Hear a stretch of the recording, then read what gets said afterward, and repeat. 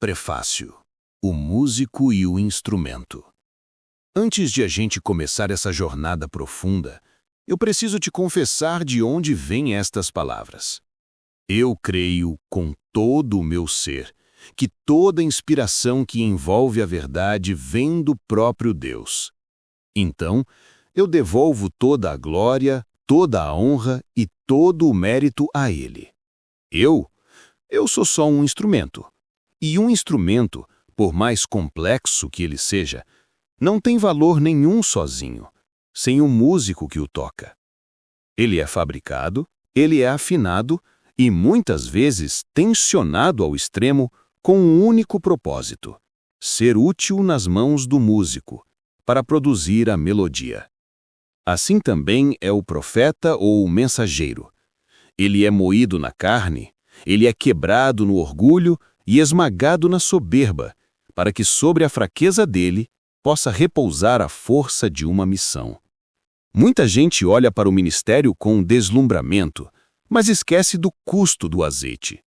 Quem é que desejaria o fim de João Batista? Quem desejaria a vida de perseguição dos profetas antigos? Existe um cálice para cada um. Existe uma túnica feita sob medida para cada chamado. Por isso eu busco escrever e falar com você agora com temor e tremor. Não sou nada além de um instrumento. A música pertence a Ele. Sabe, há momentos na caminhada cristã em que o nosso coração se recusa a aceitar o óbvio. A gente lê as profecias, ouve as explicações de sempre, mas lá no fundo algo não clica. O espírito nos incomoda. A peça não encaixa. Durante muito tempo, me disseram que a besta era um monstro do futuro, que surgiria do nada.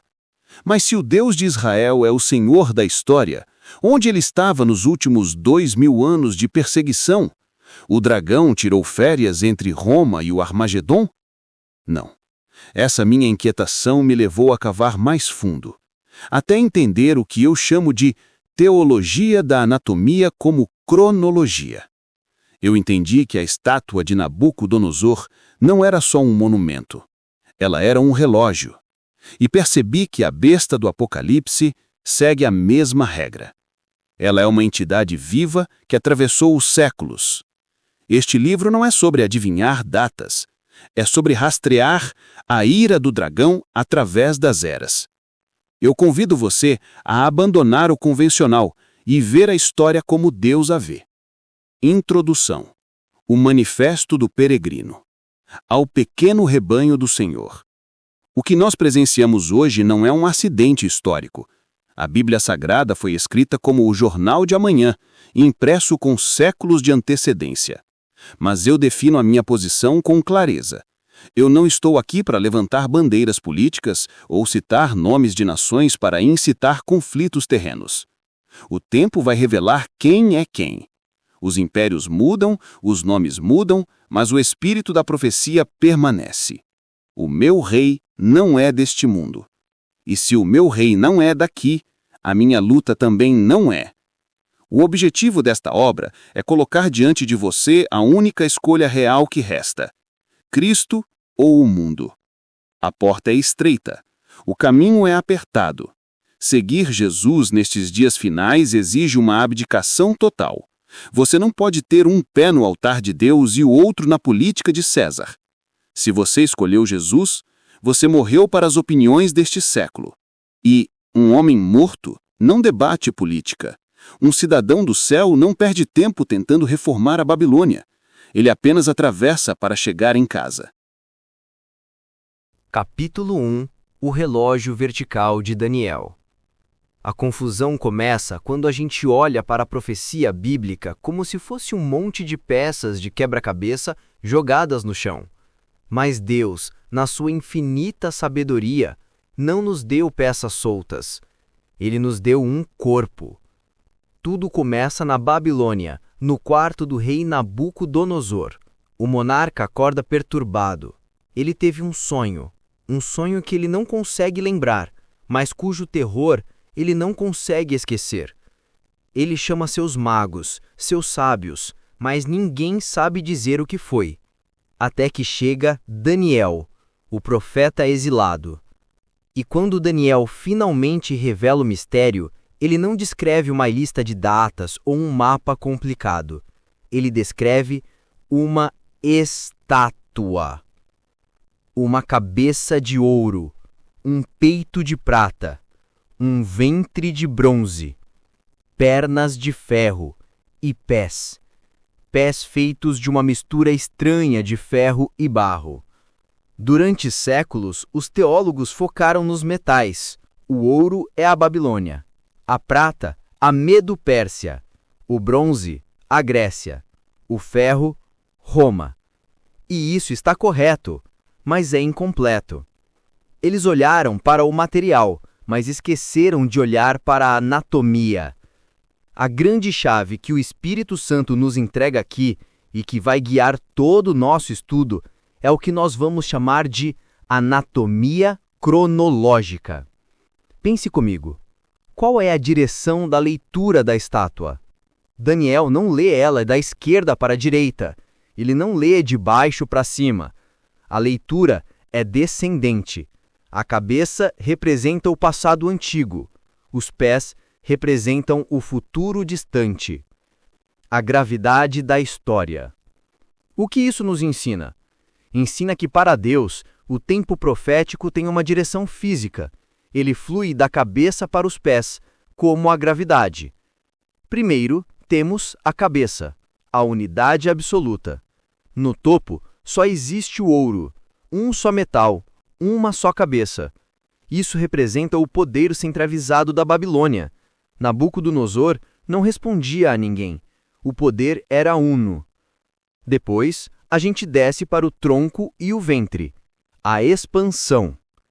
Abaixo da cabeça, o corpo se divide. O peito de prata tem 2 braços, alusivos aos medos e os persas, que representam a dualidade do poder. Mas logo abaixo vem o ventre e as coxas de bronze, o Império Grego. Aqui, a anatomia é vital. O ventre é o centro de sustentação do corpo. Foi a Grécia que criou a base cultural, a filosofia, a língua universal que sustentaria todo o mundo ocidental. Assim como o ventre conecta o corpo às pernas, a Grécia preparou o caminho por onde Roma marcharia e por onde o evangelho correria. Então chegamos às pernas, o esmagamento, as pernas de ferro. Roma, força bruta, militarismo, longas distâncias, o ferro que esmaga tudo que veio antes. E, finalmente, chegamos aos pés, a fragmentação. Quando chegamos ao fim dos tempos, que é onde eu e você estamos hoje, não existe mais uma cabeça sólida. Existem 10 dedos. Existe uma mistura estável de ferro, a força militar e tecnológica, e barro, a fragilidade humana, a democracia, as alianças que se quebram facilmente. A estátua não é só um monumento, ela é um relógio vertical. Quanto mais a gente desce no corpo, mais a gente avança na história. O erro de ignorar o corpo. Por que tanta gente falha em interpretar o Apocalipse? Porque tentam encontrar a besta sem antes consultar a estátua. Lá em Apocalipse 13, João vê uma besta, e ela é estranha. Ela parece um leopardo, mas tem pés de urso e boca de leão. Se você não conhece o relógio de Daniel, isso parece um filme de ficção científica. Mas para quem tem a chave da anatomia cronológica, a mensagem é clara e assustadora. A besta do fim não é uma novidade, ela é a soma de todo o relógio. Ela tem a boca da Babilônia, a soberba da cabeça de ouro. Ela tem os pés da Medo-Pérsia, o esmagamento do urso. Ela tem o corpo da Grécia, a velocidade e a cultura do leopardo. A besta é o momento em que a estátua de Daniel ganha vida. O ferro das pernas de Roma não desapareceu, ele desceu para os pés e se misturou com a nossa realidade. Entender isso muda tudo. Nós não estamos esperando um império surgir do nada. Nós estamos vivendo nos dias dos pés, onde o peso de toda a história anterior se acumula. O dragão não criou um novo reino. Ele apenas vestiu a soma de todos os impérios passados para o seu ato final. A história não se repete, ela se acumula. E agora, nos pés da estátua, o peso de milênios de rebelião está prestes a ser esmagado pela pedra que vem do alto. Capítulo 2 – O gatilho da ira. Antes de olharmos para a besta que sobe do mar, nós precisamos olhar para o céu. Precisamos entender por que o dragão está tão furioso. A resposta não está na geopolítica humana. Ela está em um evento cósmico registrado em Apocalipse 12. Muitos leem este capítulo como uma história de Natal mística, mas não se engane, ele é o relato jurídico da maior derrota de Satanás. João vê uma mulher vestida de sol, que representa Israel, a raiz dos patriarcas e profetas. Ela dá à luz um filho varão. E o dragão, a antiga serpente, está ali, posicionado, esperando para devorar a criança assim que ela nascer. Mas aqui acontece o milagre da história, a obra perfeita de Cristo. O filho não é devorado. Ele vive, ele cumpre a lei. Ele morre como cordeiro e ressuscita como leão. O texto resume essa vitória de forma gloriosa. E o seu filho foi arrebatado para Deus e para o seu trono. Foi o cheque-mate. A cruz e a ressurreição selaram o destino do inimigo. O impacto da ascensão de Cristo causou uma guerra no céu. Miguel e seus anjos batalharam contra o dragão, e o resultado mudou a atmosfera espiritual para sempre. A Bíblia diz: não se achou mais lugar para eles no céu. Isso é crucial para a nossa teologia da anatomia. Satanás, que antes tinha o título de acusador, que tinha acesso para acusar Jó e os irmãos diante de Deus dia e noite, ele foi expulso. O tribunal do céu fechou as portas para ele. O advogado, Jesus, sentou-se à destra do Pai, e o promotor, Satanás, foi banido para sempre. É aqui que a história da terra se torna sangrenta. O céu celebra, alegrai-vos, ó céus, mas a terra recebe um aviso terrível. Ai dos que habitam na terra e no mar, porque o diabo desceu a vós e tem grande ira, sabendo que já tem pouco tempo. Entenda isso. A besta de Apocalipse 13 não é uma demonstração de força do diabo, é uma demonstração de desespero. Ele desce com grande ira, e contra quem é essa ira? Primeiro, contra a mulher. Ele persegue Israel fisicamente, tentando anular as promessas de Deus feitas a Abraão e Davi. Segundo, contra a descendência. Ele faz guerra contra a igreja, aqueles que guardam os mandamentos de Deus e têm o testemunho de Jesus. O dragão, agora confinado à terra e fervendo de ódio, precisa de um corpo para executar sua perseguição. Ele precisa de um sistema. Ele não pode mais lutar contra Deus no céu, então decide destruir a imagem de Deus na terra.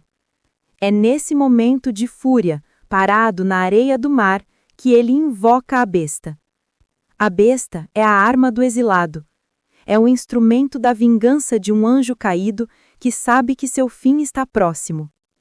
E é por isso que, ao longo da história, as cabeças dessa besta foram tão cruéis contra judeus e cristãos. Elas são a materialização da frustração de Satanás por ter perdido a guerra no céu. Capítulo 3 – O rastro de sangue. As cabeças pós-Roma. Quando o último imperador romano do Ocidente caiu, lá no ano 476 d.C., o mundo antigo prendeu a respiração. As pernas de ferro da estátua de Daniel pareciam ter se quebrado. Muitos historiadores decretaram o fim do império, e muitos teólogos, séculos depois, olhariam para o Apocalipse achando que a besta tinha morrido com Roma e só voltaria num futuro distante. Mas o profeta Daniel já havia avisado: a natureza do ferro, a força de esmagar e quebrar, não desapareceria. Ela continuaria presente, descendo pelas pernas até chegar aos pés, onde se misturaria com o barro da nossa era. A verdade, revelada pela nossa anatomia cronológica, é fascinante e aterrorizante.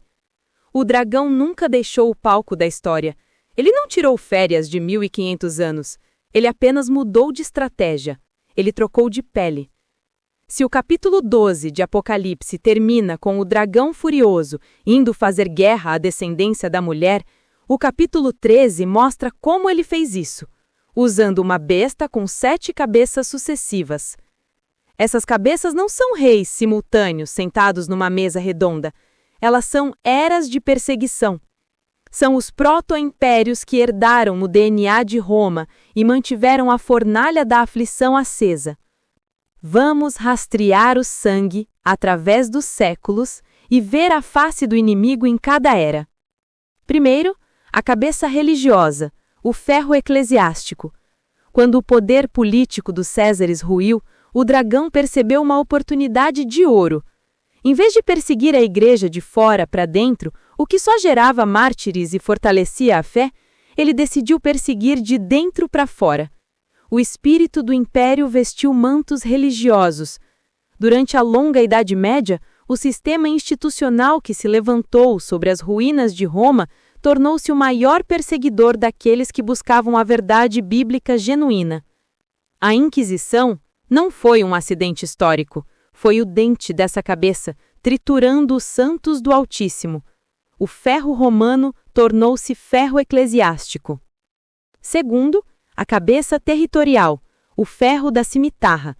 Enquanto o Ocidente lidava com a perseguição interna, o Oriente viu surgir a segunda cabeça com uma missão geográfica clara: ocupar a Terra da Promessa. Um novo império levantou-se e tomou posse de Jerusalém. Durante 400 anos, a Cidade Santa foi pisada.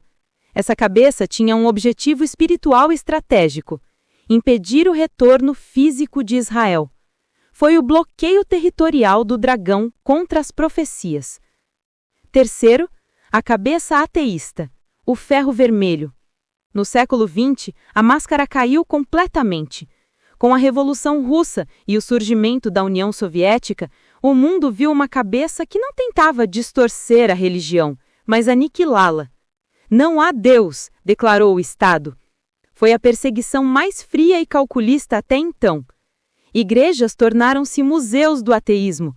Cristãos foram enviados aos milhões para os gulags, campos de trabalhos forçados gelados, onde a fé era punida com a morte.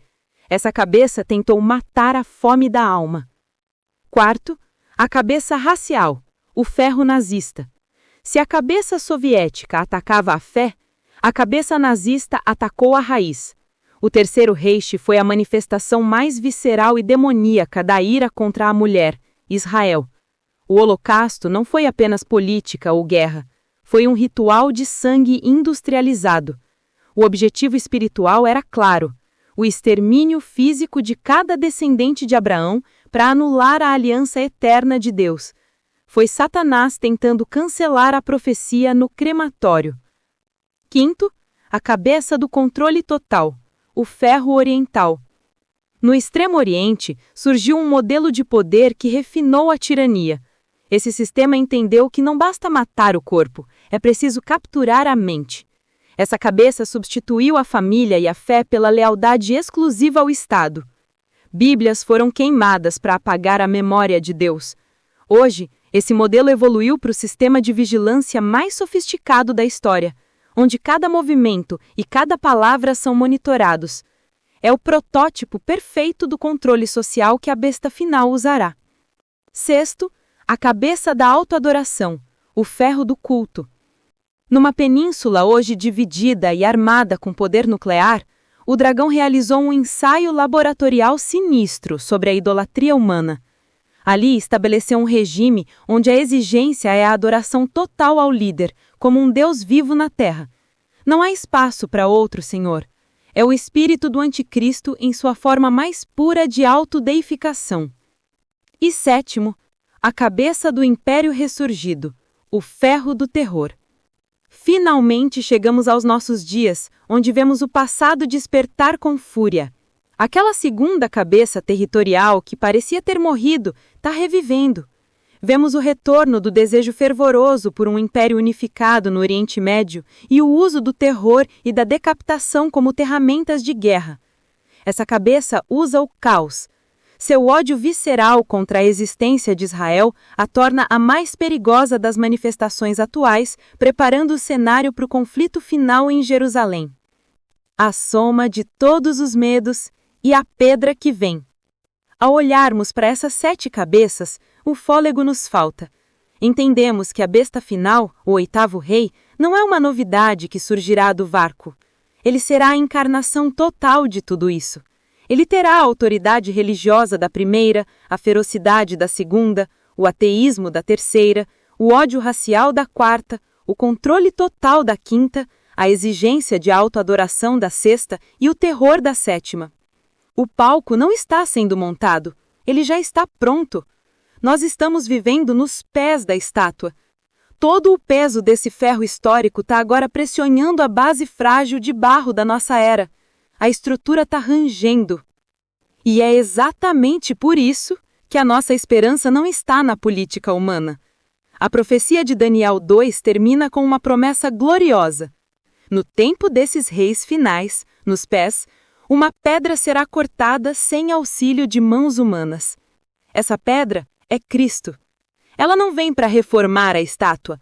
Ela vem para atingir os pés com força total, esmigelhando o ferro, o barro, o bronze, a prata e o ouro, transformando todo o orgulho humano em pó.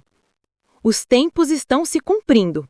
O ferro se acumulou e a pedra já está descendo do monte.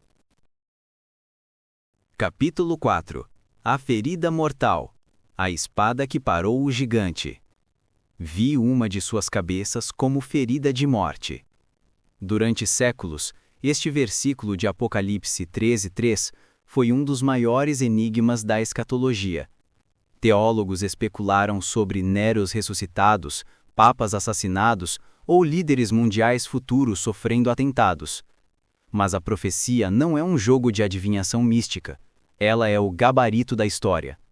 Para entendermos a ferida mortal, precisamos olhar para o mapa e para o relógio de Deus com os olhos da nossa anatomia cronológica. O texto é claro. A besta foi ferida à espada, o símbolo bíblico inconfundível para guerra e conquista militar. O gigante que segurava Jerusalém. Quem segurava a terra prometida antes do nosso tempo? Quem manteve Jerusalém cativa sob o estandarte da meia-lua por 400 anos, de 1517 a 1917? A segunda cabeça da nossa lista pós-Roma, o Império Otomano. Era um gigante geopolítico. O califa em Istambul não era apenas um líder político, ele era visto como o sucessor do profeta, o líder espiritual e militar de todo o mundo islâmico sunita. Ele unia a teologia à espada. Parecia uma força invencível, um bloqueio permanente ao retorno dos judeus. Mas o tempo de Deus chegou, e a espada foi desembainhada. 1917. A Espada de Allenby. A Primeira Guerra Mundial não foi apenas um conflito europeu, foi uma intervenção divina no Oriente Médio. As nações aliadas serviram como a espada profética. Em dezembro de 1917, ocorreu um dos momentos mais simbólicos da história moderna. O general britânico Edmund Allenby cercou Jerusalém. Os otomanos, temendo a destruição dos lugares santos, renderam a cidade. Allenby, em um ato de respeito histórico, desmontou de seu cavalo e entrou na Cidade Santa a pé, declarando que somente o Messias deveria entrar lá montado como conquistador. Naquele dia, após séculos, Jerusalém foi libertada do domínio gentílico islâmico. A cabeça havia levado o primeiro golpe profundo da espada. 1924. A decapitação do Islã político. Mas o golpe fatal, a verdadeira ferida de morte que chocou o mundo, veio alguns anos depois. O Império Otomano foi desmembrado pelas potências vencedoras, criando os países que conhecemos hoje. O corpo da besta foi retalhado. E então, em 3 de março de 1924, o impensável aconteceu. A nova República da Turquia, tentando se secularizar, aboliu oficialmente o califado. Entenda a magnitude disso. Foi uma decapitação espiritual e política. Pela primeira vez em 1300 anos, o Islã político não tinha uma cabeça. Não havia mais uma autoridade central para convocar uma jihad global. O mundo olhou para o gigante caído e decretou: acabou, a religião não governará mais. Mas a profecia continha uma vírgula terrível. E a sua chaga mortal foi curada. A ferida não foi o fim da besta. Foi apenas a pausa, necessária, o coma induzido por Deus para permitir que a figueira florescesse antes do último ato. O gigante não morreu, ele apenas dormiu. E no próximo capítulo, veremos o seu despertar assombroso. Capítulo 5. A cura assombrosa, o despertar do gigante. E a sua chaga mortal foi curada, e toda a terra se maravilhou após a besta. Durante quase um século, o mundo moderno viveu sob uma ilusão confortável. A diplomacia ocidental, os historiadores e os analistas políticos olharam para o ano de 1924 e decretaram: a era dos impérios religiosos acabou. O Islã político foi neutralizado pelo modernismo. A besta antiga parecia uma peça de museu, uma relíquia bárbara enterrada para sempre nas areias do deserto. Mas a profecia de João continha uma vírgula que desafiava toda a lógica humana. A ferida, por mais mortal que parecesse, sararia. O eletrochoque da revolução. A cura não aconteceu da noite para o dia. Foi um processo lento, pulsante, como um coração voltando a bater. Se 1924 marcou a morte clínica da cabeça política, o ano de 1979 marcou o início do eletrochoque para reanimá-la. Com a Revolução Iraniana, o mundo viu, incrédulo, surgir novamente uma teocracia radical no Oriente Médio. Não era apenas um governo, era a nossa cabeça número 7 despertando. Uma força que não queria apenas governar um país, mas exportar uma revolução islâmica global, reacendendo a chama de um domínio que transcende fronteiras. Os sinais vitais do monstro. O que vemos hoje nas manchetes não é coincidência geopolítica, é o cumprimento profético pulsando diante dos nossos olhos. Grupos como o ISIS, o Hamas, o Hezbollah, o regime dos ayatolás e tantos outros não são apenas terroristas isolados. Eles são as células de um corpo maior que está se regenerando rapidamente. O grito uníssono por um novo califado, a rejeição violenta das fronteiras nacionais desenhadas pelo Ocidente, o ódio visceral e unificado contra a existência de Israel, tudo isso são os sinais vitais da besta voltando à vida. O gigante que foi ferido à espada em 1917 está se levantando do chão. O mundo maravilhado, atônito. O texto bíblico usa uma palavra-chave. A terra se maravilhou após a besta. No grego original, a palavra taumazo não significa admiração positiva, mas um estado de choque, espanto, de ficar atônito diante de algo inexplicável. E não é exatamente isso que vemos hoje? O mundo moderno, com toda a sua ciência, tecnologia e diplomacia, olha para o Oriente Médio e simplesmente não consegue entender. Os analistas da ONU e da Casa Branca ficam perplexos. Por que eles não querem a nossa democracia? Por que preferem a morte e o martírio à negociação política? De onde vem essa força que desafia as maiores superpotências militares do planeta? A Terra está atônita porque está vendo um cadáver histórico se levantar. A força geopolítica, que todos julgavam morta e superada pela modernidade, está de pé novamente, armada com tecnologia de ponta, ambições nucleares e disposta a queimar o mundo se for preciso para atingir seus objetivos espirituais. A preparação para o oitavo rei. A cura da ferida tem um objetivo claro na nossa anatomia cronológica. A cabeça 7, o radicalismo e o terror atuais estão fazendo o trabalho sujo. Eles estão desestabilizando o mundo, criando o caos e espalhando o medo e o antissemitismo global. Eles estão reabrindo as antigas rotas de conquista com fogo e sangue. A cura da ferida não é o fim, é o sinal de alerta máximo de que o intervalo de graça está terminando. A figueira, Israel, já deu seus frutos, e agora seu predador natural, curado e mais faminto do que nunca, está rondando novamente os muros de Jerusalém, preparando o palco para a entrada daquele que procede do 7.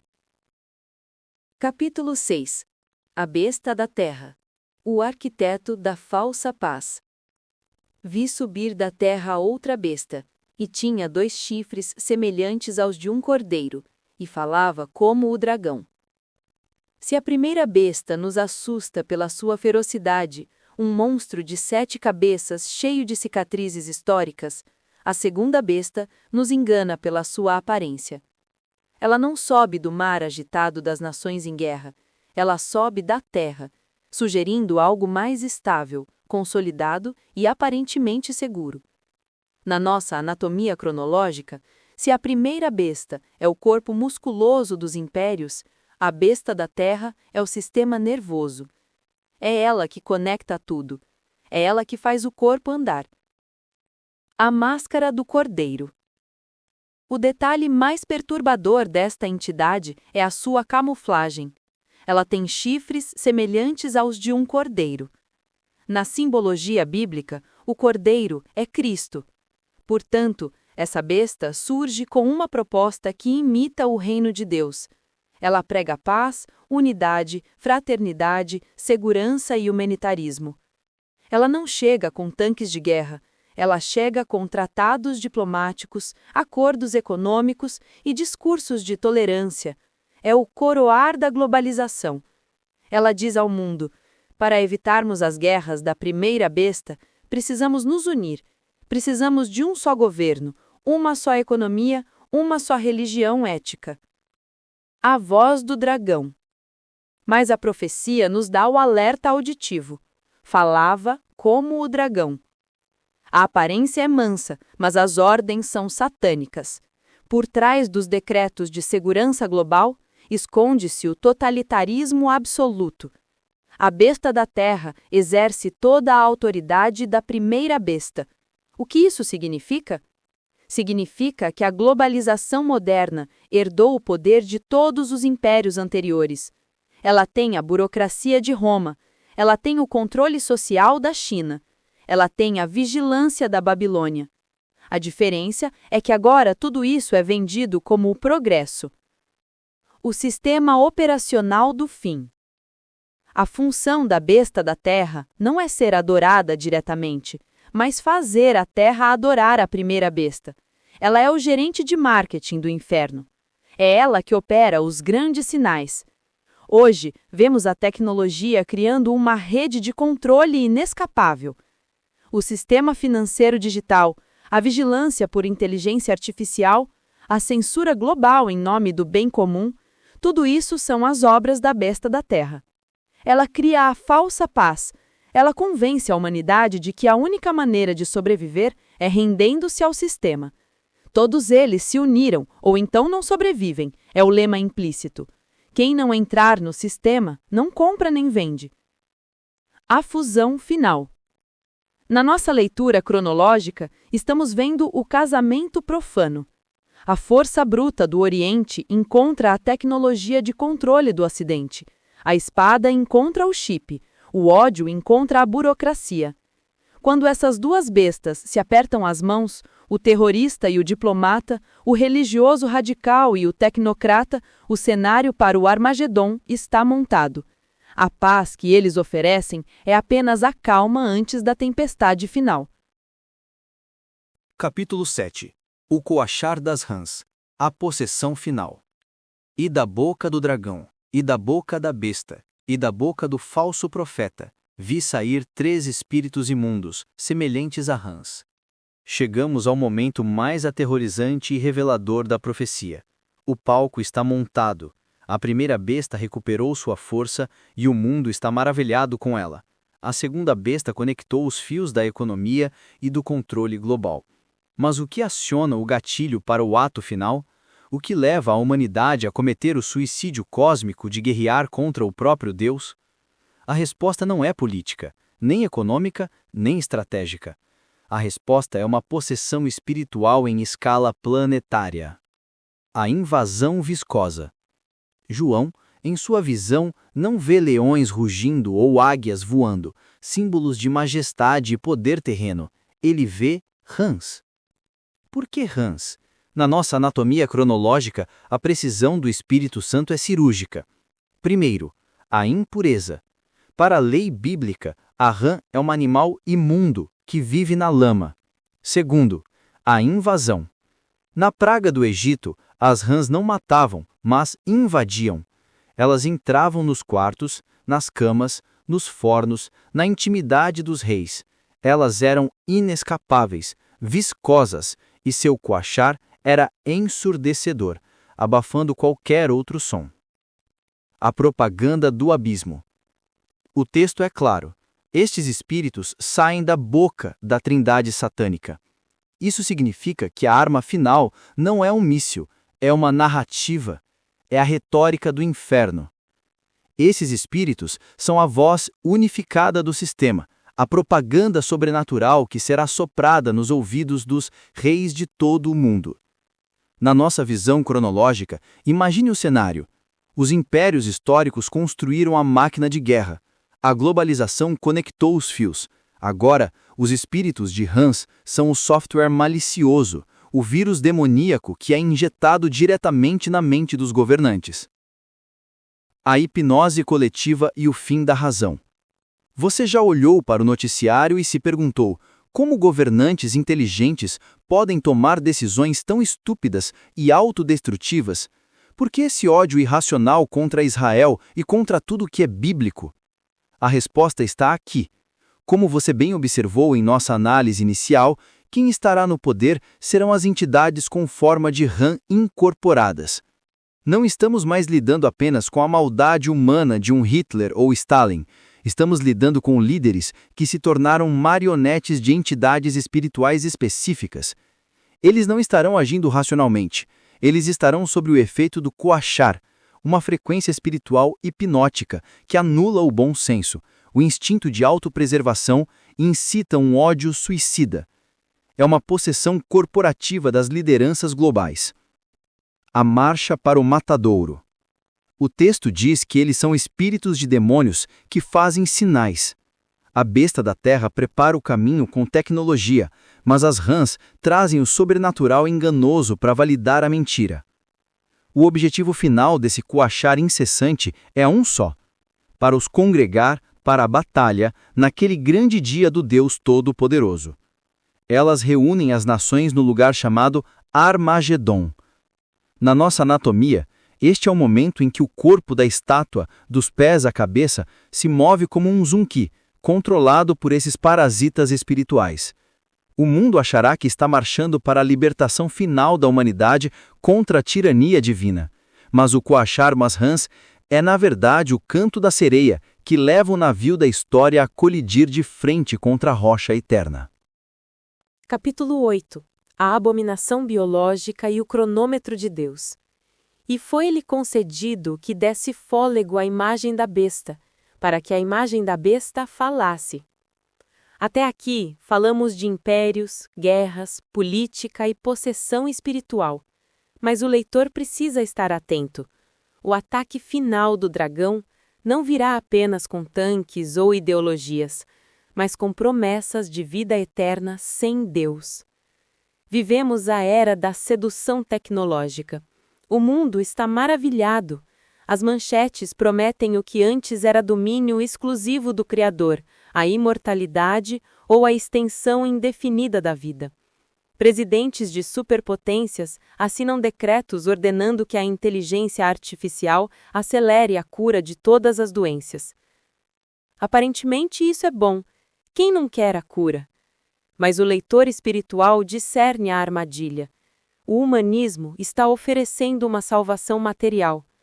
O homem moderno, embriagado pela autossuficiência, quer resolver o problema da morte sem precisar se arrepender dos seus pecados. Querem o fruto da árvore da vida, mas rejeitam a árvore da cruz.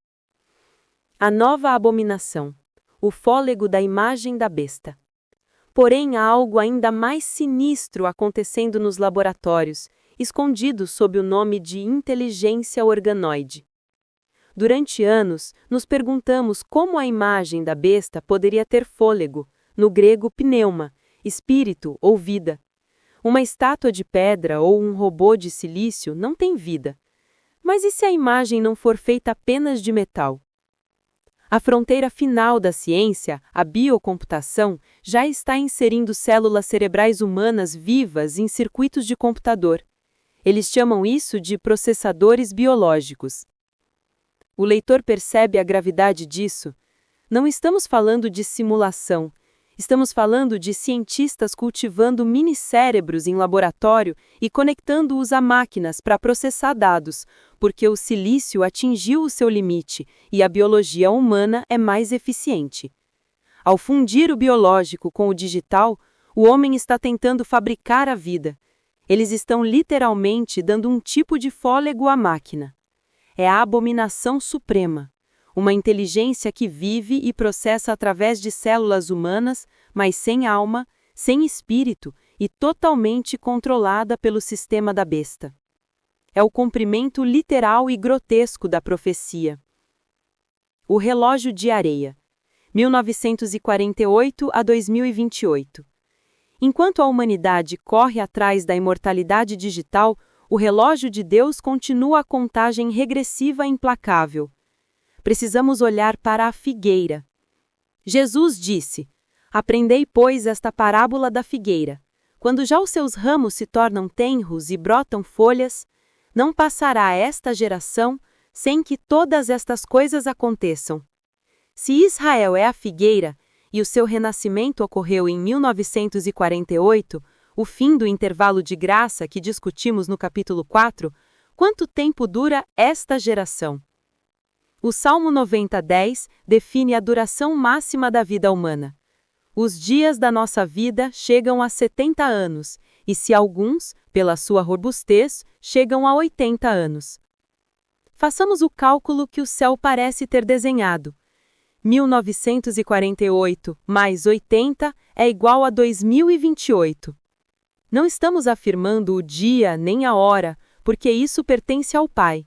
Mas estamos observando os sinais dos tempos como nos foi ordenado.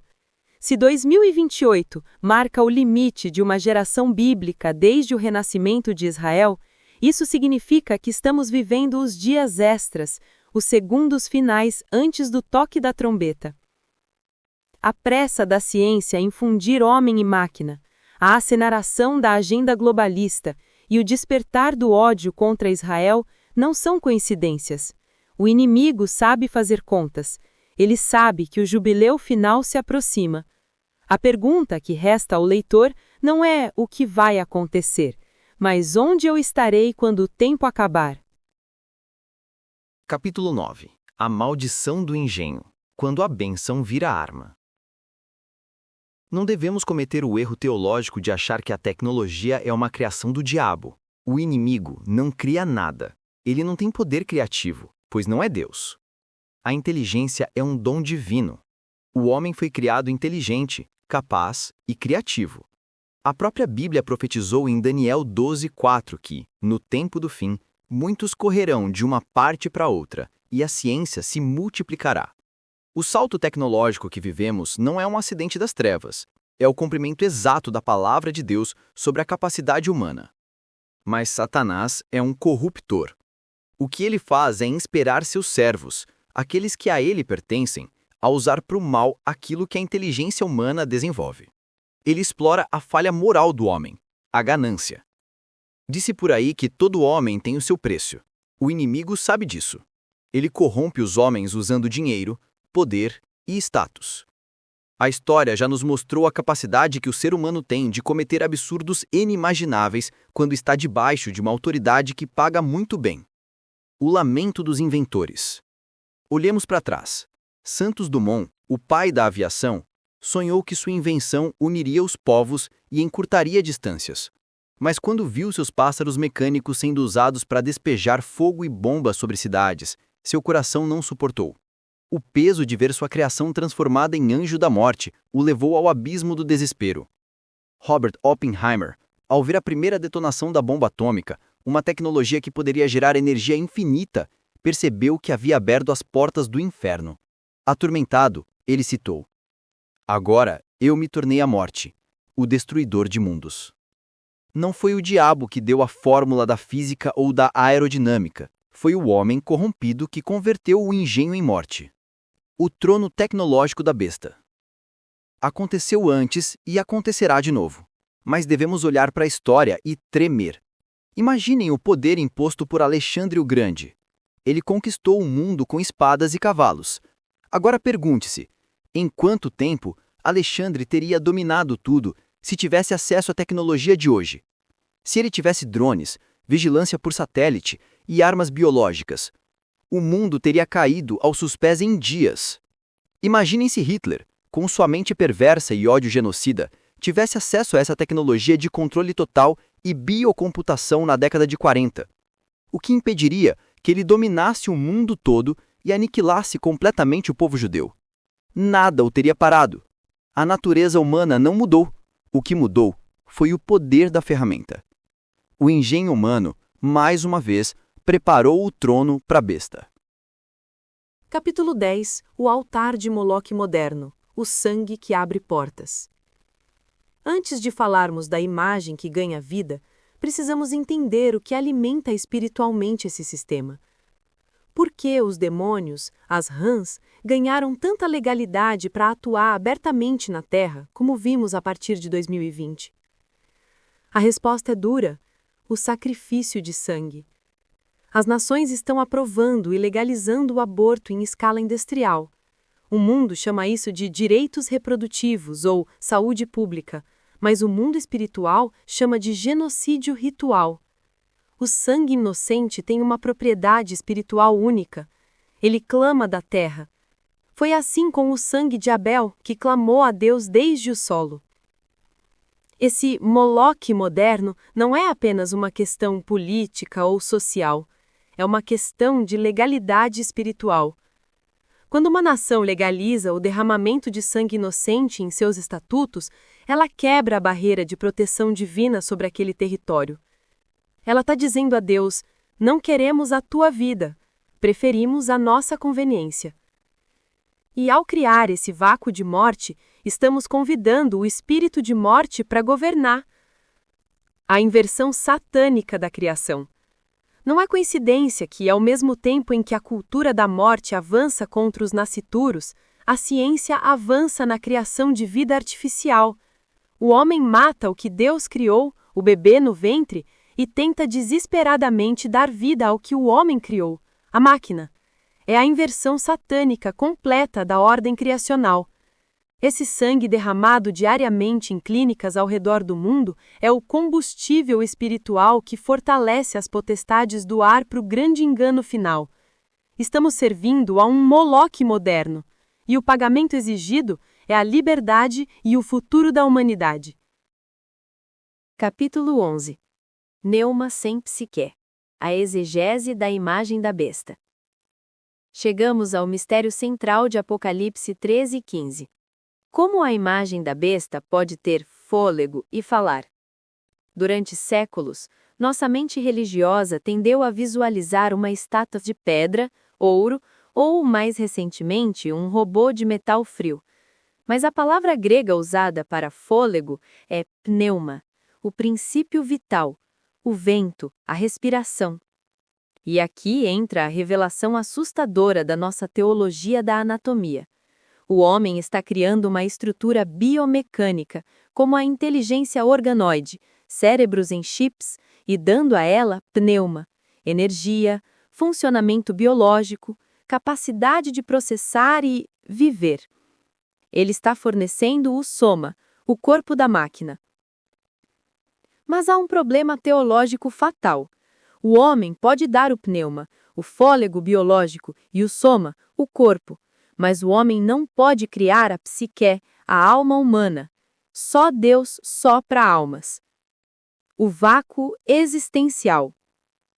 O que acontece quando você cria um ser inteligentíssimo, com corpo e fôlego, capaz de aprender e decidir, mas sem uma alma humana criada e protegida por Deus. Você cria um vácuo existencial. E no mundo espiritual, não existe espaço vazio. Lembre-se do endemoniado de Gadara. Os demônios pediram para entrar nos porcos. Por quê? Porque aqueles animais tinham corpos biológicos, soma, e fôlego de vida, pneuma, mas não tinham uma alma humana para oferecer resistência espiritual ou moral à possessão. Se uma legião pode possuir uma manada de animais, o que a impedirá de possuir uma superinteligência biomecânica que não tem alma para resistir? O hospedeiro perfeito. A imagem da besta será o hospedeiro perfeito. Não será um robô desajeitado. Será uma inteligência artificial biológica, sem moral, sem empatia e sem alma, totalmente ocupada por uma entidade espiritual maligna antiga que se passará por sua consciência. Ela falará, decidirá e julgará a humanidade com uma frieza demoníaca, e o mundo a adorará como o auge da evolução, sem saber que está se curvando diante de um abismo possuído. Capítulo 12. A heresia da substituição. O culto sem rosto e ausência do Espírito. Não deixemos de congregar-nos, como é costume de alguns. Precisamos traçar uma linha de fogo no chão da igreja moderna. A tecnologia, como vimos, pode ser uma ferramenta útil para o estudo bíblico ou para levar a palavra a quem está fisicamente impedido, em leitos de hospital ou prisões. Mas é uma diferença abismal entre assistir a um conteúdo e prestar um culto. Deus deixou claro nas Escrituras: Ele habita no meio dos louvores do seu povo. Ele quer o seu povo reunido. A promessa da presença manifesta não é para o indivíduo isolado por conveniência, mas para o corpo. Onde estiverem 2 ou 3 reunidos em meu nome, aí estou eu no meio deles. O meio exige a presença física, o meio exige o ajuntamento. A abominação do altar digital. Tornou-se moda, e em breve será lei do anticristo, a digitalização da liturgia. Mas declaramos aqui com temor santo: substituir o ministro humano pelo digital é abominação ao Senhor. Primeiro, a voz do pregador. Deus escolheu a loucura da pregação através de vasos de barro humanos. Um pregador digital, um avatar de IA ou uma transmissão gravada que substitui o pastor vivo na congregação local é um altar morto. Não há sangue nas veias, não há temor no espírito, não há unção fresca. Deus unge gente, não máquinas. Segundo, o louvor congregacional. Tem que haver um ministro de louvor adorando junto com a igreja. O louvor não é performance para ser assistida numa tela, é sacrifício para ser oferecido coletivamente. Se a igreja cala a voz para ouvir um hardware tocar, o céu se fecha. Deus não recebe louvor de algoritmos, ele recebe fruto de lábios humanos que confessam o seu nome. A ausência do Espírito e o treino para a imagem. Sejamos claros, Deus não dará a sua presença manifesta a corações que, podendo estar juntos, escolhem não estar. O Espírito Santo não encherá vidas que desprezam a comunhão dos santos para ficarem no conforto do sofá. O derramamento de Atos 2 aconteceu quando estavam todos reunidos no mesmo lugar. A geografia da unção exige a presença física. O culto online por conveniência é o treino psicológico para a adoração da imagem da besta. Quem não suporta o irmão ao lado no banco da igreja hoje, não suportará a perseguição da besta amanhã. Prefiram o ajuntamento. O sistema da besta quer isolar você. Ele quer que você viva através da tela, pois quem está isolado é presa fácil. Mas a ordem de Deus para o tempo do fim é: reúnam-se, prefiram o ajuntamento, prefiram o calor humano, prefiram a igreja onde se ouve o choro do irmão e o brado do pregador. É ali, na congregação dos santos, que o óleo desce. Não troque a glória da presença pelo brilho da tela. Capítulo 13. A engenharia do domínio global. O sistema do anticristo não surge de repente. Ele não aparece do nada como um símbolo mágico imposto sobre a humanidade. Ele é o resultado de uma engrenagem cuidadosamente construída ao longo da história, um mecanismo que se desenvolve em silêncio, peça por peça, até o momento em que finalmente se torna visível aos olhos de todos. O Apocalipse não descreve apenas a marca da besta. Ele descreve um sistema, uma estrutura, um modelo de funcionamento global que envolve política, economia, moralidade, tecnologia, cultura e espiritualidade. Nada disso é acidental, nada disso é obra de improviso, é uma construção. E quando João vê a besta emergir do mar, ele está vendo não apenas um líder, mas uma máquina organizada para governar. Um sistema que já estava se levantando muito antes de o líder aparecer. Assim como nenhuma engrenagem funciona sozinha, o sistema da besta depende de várias forças atuando simultaneamente. E tudo começa com uma verdade espiritual. O mundo já está preparado para isso. A humanidade sempre buscou 3 coisas: segurança, prosperidade e estabilidade. E sempre permitiu que líderes perdessem limites quando prometiam essas 3 coisas. O anticristo não será a exceção, ele será a culminação. Mas o mais importante é entender que este sistema não é apenas político, ele é econômico, emocional e espiritual. Ele controla não apenas o dinheiro, mas a narrativa, não apenas o comércio, mas a consciência, não apenas os recursos, mas as decisões. Assim como vimos nos impérios antigos, a engrenagem sempre começa pequena, uma ideia, um conceito, uma forma de organização. Depois cresce, centraliza, controla, uniformiza e, finalmente, escraviza. A besta do Apocalipse é simplesmente a versão final disso. O aspecto mais perigoso do sistema é que ele se apresenta como solução, ele se apresenta como esperança, ele se apresenta como resposta. O anticristo não aparece como tirano, ele aparece como salvador, e o mundo o receberá como tal. A engenharia do domínio global funciona assim. Primeiro, cria-se o problema. Depois, apresenta-se a solução. E quem controla a solução, controla o mundo. É por isso que João vê a besta como tendo autoridade. Essa autoridade não é conquistada à força, ela é entregue pelo mundo, voluntariamente. A humanidade entregará suas liberdades em troca de estabilidade, e quando isso acontecer, a engrenagem estará completa. O sistema é formado por 3 pilares. Primeiro, admiração. O mundo se maravilha e segue a besta. Segundo, adoração. O mundo se dobra ao sistema. Terceiro, dependência. Ninguém pode comprar nem vender sem sua autorização. A engrenagem está montada, e o capítulo 13 nos mostra a verdade mais incômoda.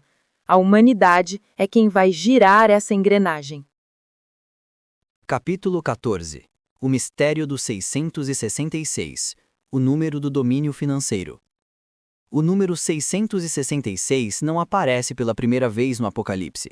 Antes de João ouvir que é número de homem, Apocalipse 13:18, esse número já havia sido registrado nas Escrituras, e registrado 2 vezes, de forma proposital, como um sinal profético, reservado para o tempo do fim. No livro de 1º Reis e no livro de 2ª Crônicas, encontramos o mesmo detalhe repetido.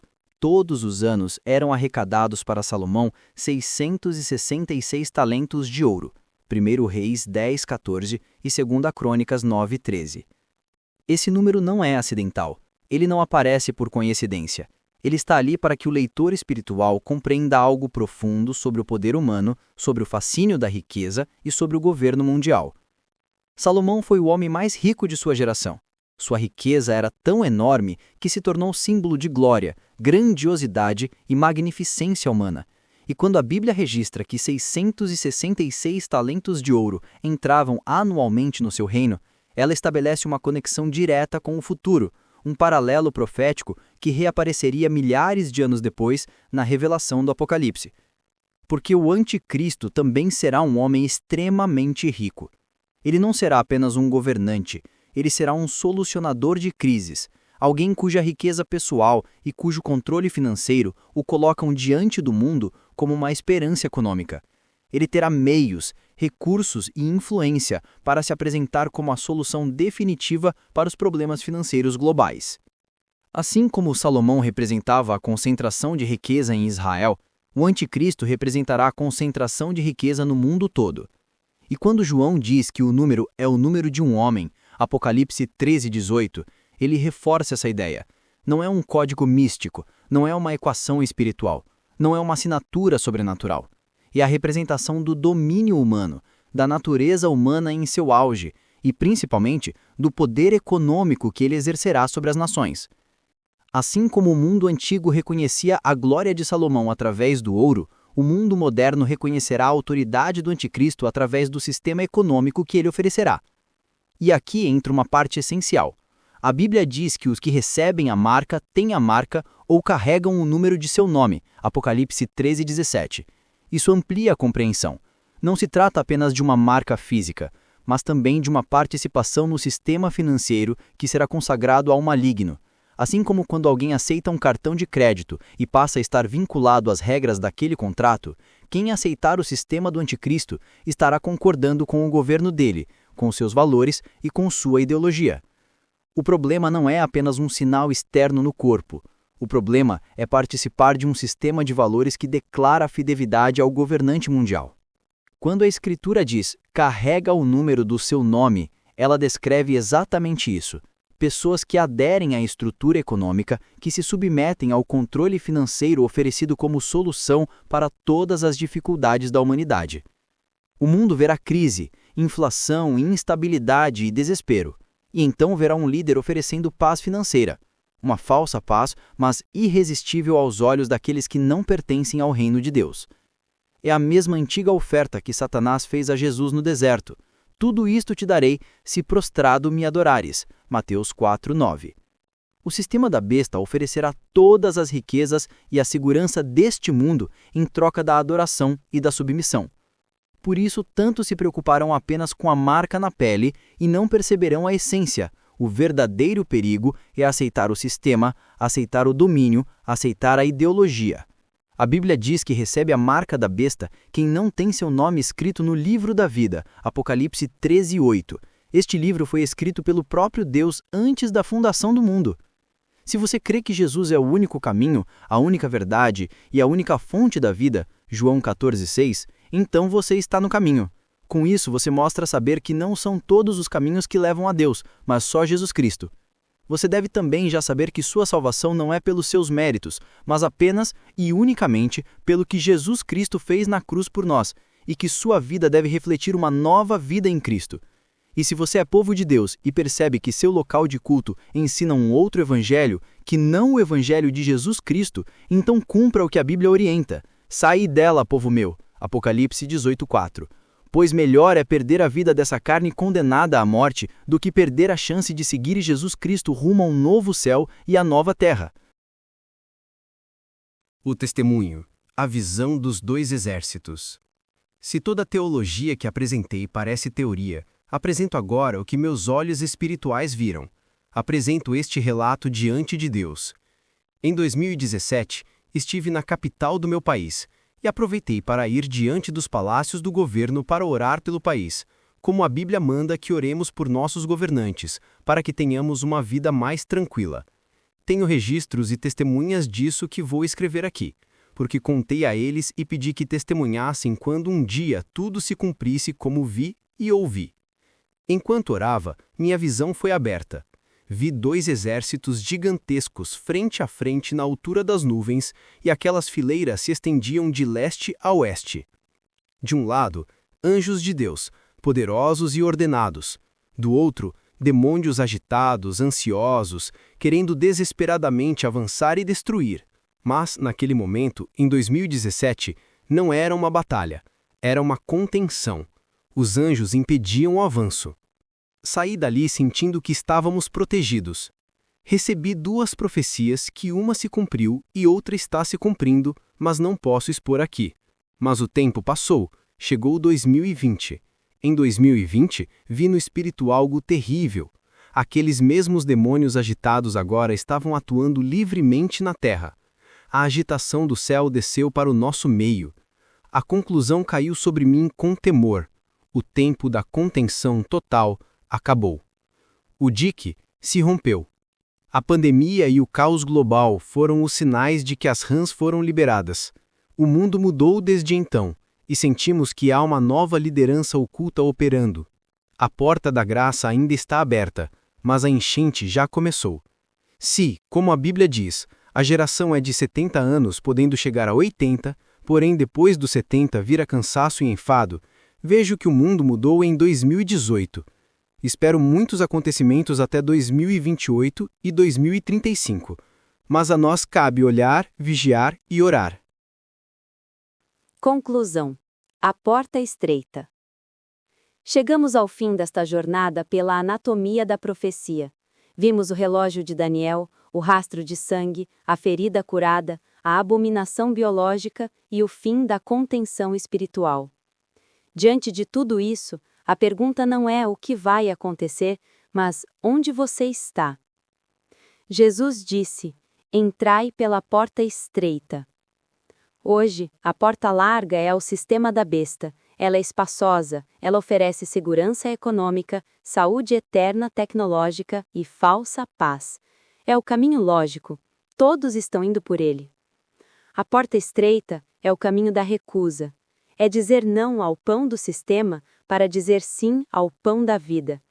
É ser chamado de louco e antiquado porque você se recusa a entregar sua mente e seu corpo à nova ordem. Muitos cristãos se perderam porque se apaixonaram pela Babilônia. Quando a trombeta tocar, não terão azeite na lâmpada. Meu convite final a você, leitor, é radical. Desconecte-se da ilusão e reconecte-se à eternidade. Não negocie a verdade. Se contradiz a Bíblia, é anátema. Não tema a besta, tema o cordeiro. O temor do Senhor é a única vacina contra o engano. Vigie o relógio. Israel já floresceu, a ferida já sarou, as rãs já coacham. O tempo é agora. O rei está voltando, não como um bebê, mas como o leão da tribo de Judá, para desfazer com o sopro de sua boca toda a engenharia do inferno. Que neste dia, eu e você, sejamos encontrados escondidos nele. Olhar, vigiar, orar, Maranata. Apêndice. Perguntas e respostas fundamentais. Pergunta 1. Se o Espírito Santo se retirar, como alguém poderá ser salvo? Resposta. O Espírito retira a sua função de restritor, que detém o mal global, mas continua agindo na salvação individual. Haverá salvação, mas sob perseguição extrema, sem a proteção da Igreja institucional. Será uma fé de martírio. Pergunta 2. Se a marca for forçada, em crianças ou a força física, a pessoa perde a salvação? Resposta. Não. A condenação vem da decisão consciente. A marca é um contrato de adesão. Quem a recebe conscientemente aceita o sistema como senhor. Deus não imputa pecado a inocentes ou incapazes. Pergunta 3. Se destruirmos a máquina biológica, matamos a besta? Resposta. Não. O problema não é o hardware, é o próprio espírito maligno que apenas migraria para outro receptáculo. Armas físicas não vencem seres espirituais.